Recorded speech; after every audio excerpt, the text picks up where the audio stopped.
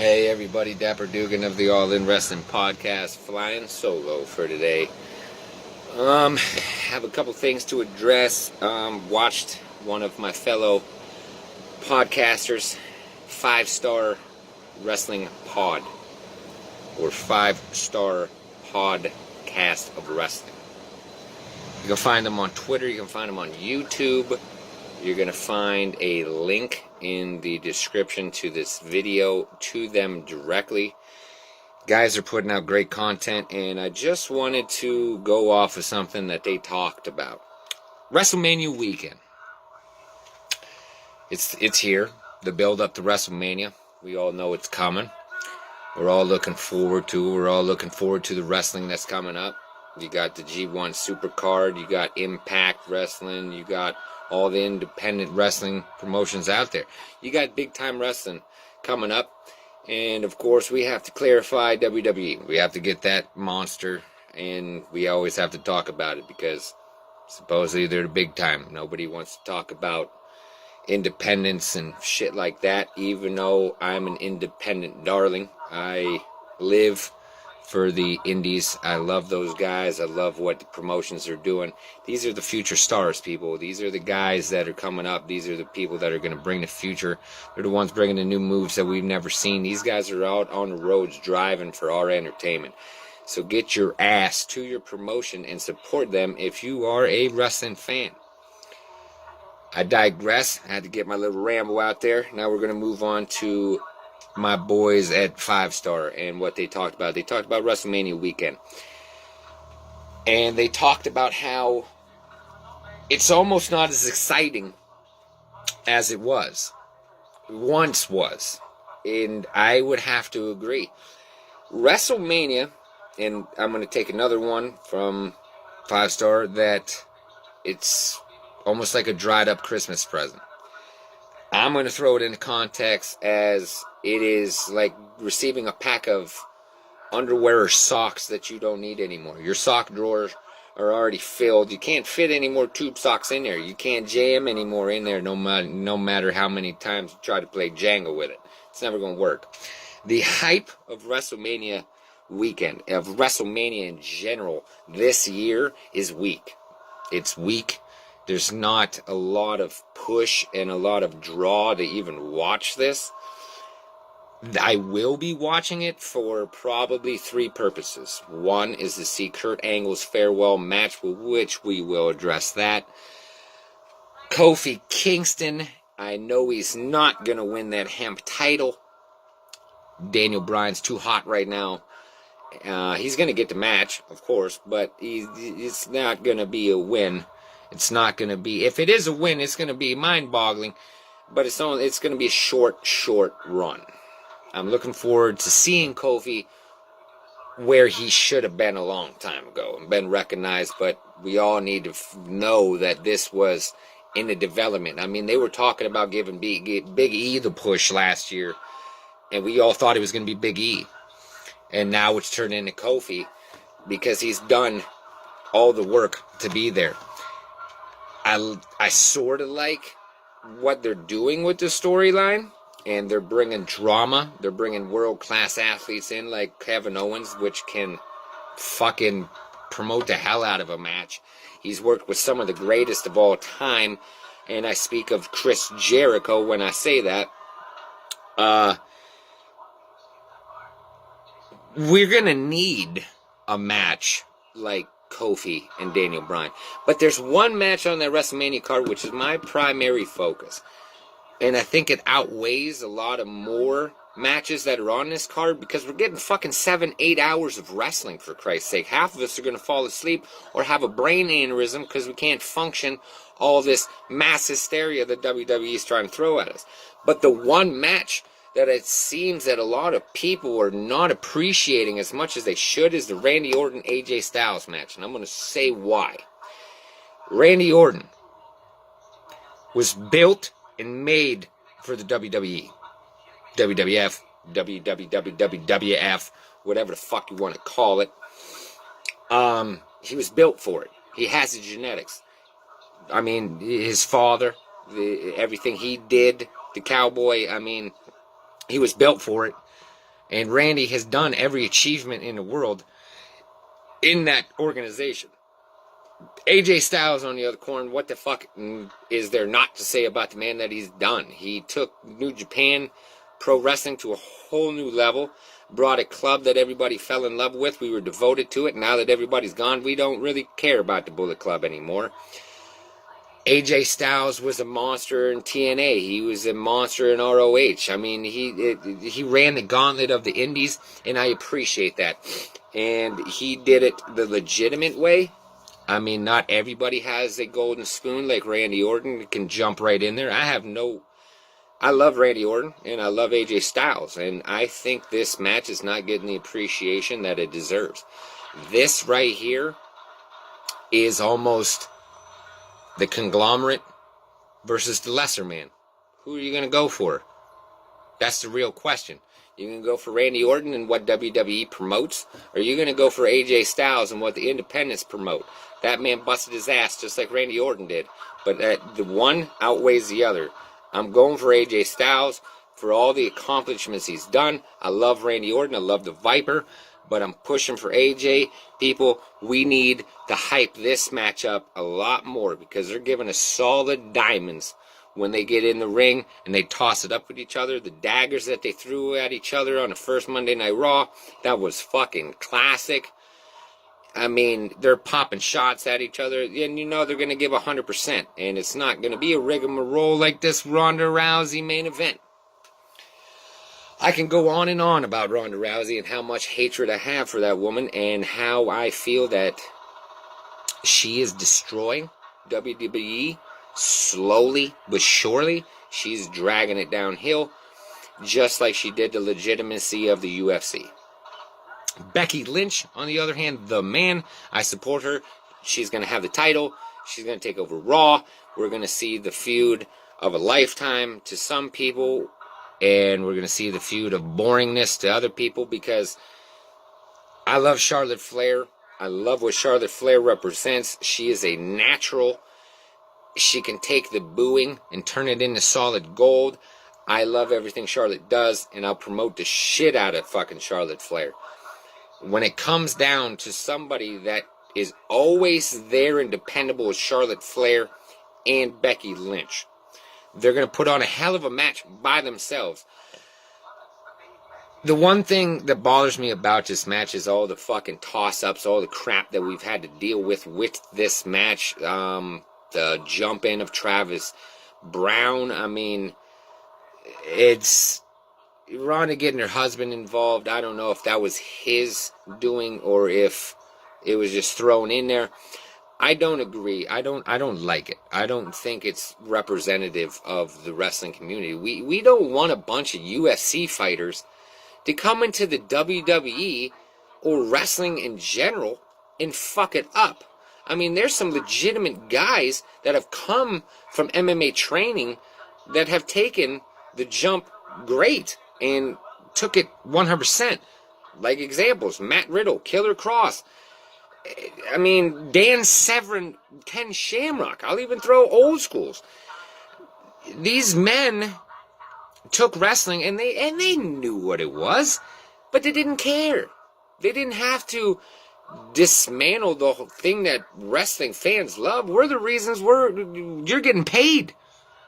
If there was no wrestling fans in the seats, you're not that important. You're not important.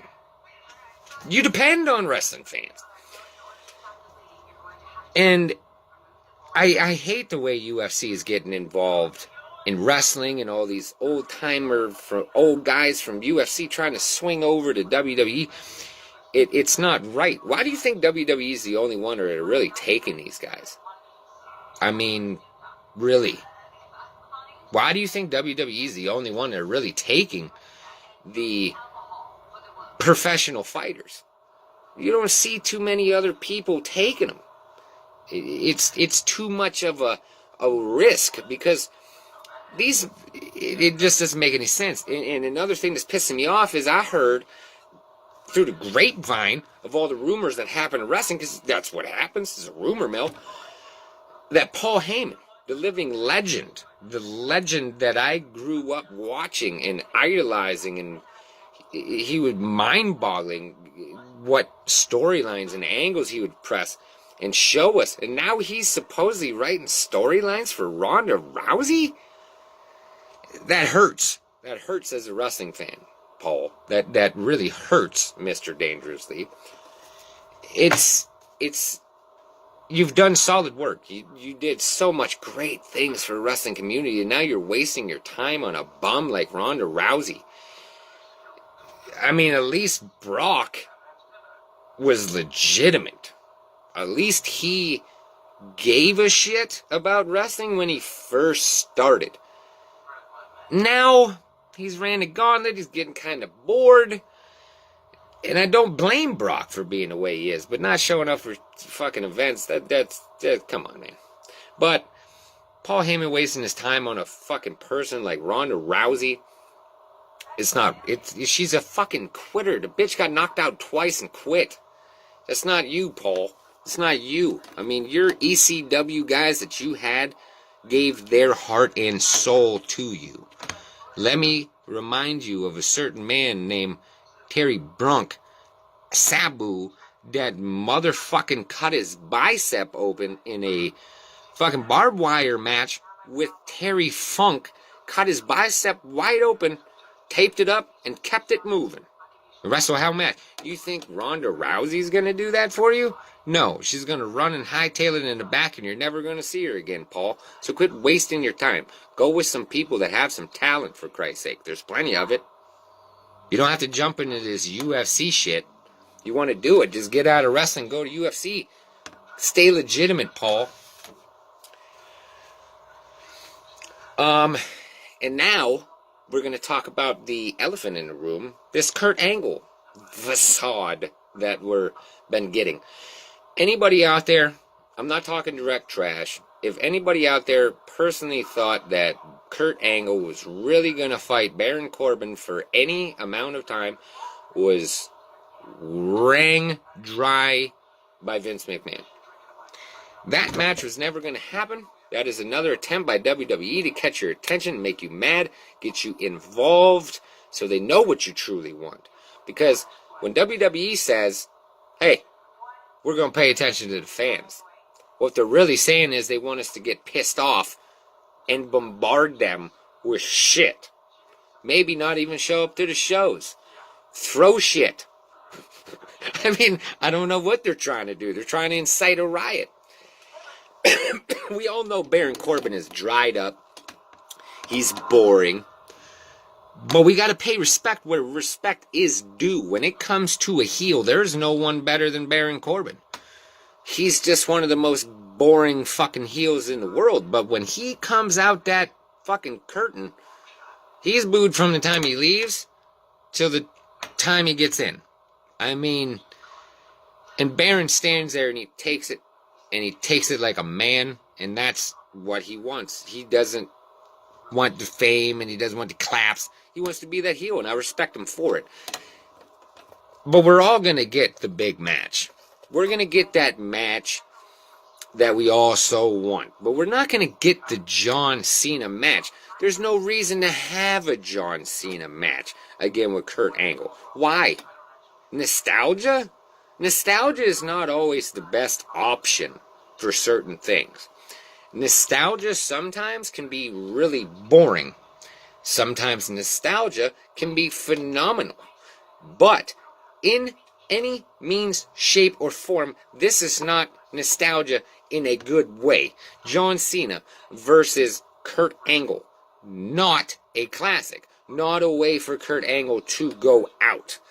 What Kurt Angle needs is that match that makes you never forget. We're never going to forget when the streak was broken.